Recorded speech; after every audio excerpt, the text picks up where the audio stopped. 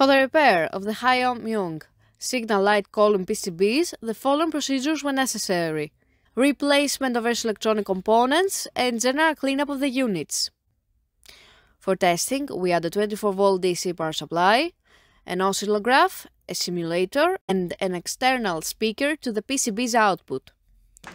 As soon as we turn the power supply on, with the help of the switch, we can hear emergency sound from the simulator, the sound signal input from the speaker, and we can see the signals on the oscillograph.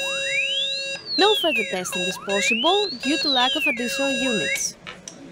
The same process is repeated for the second PCB.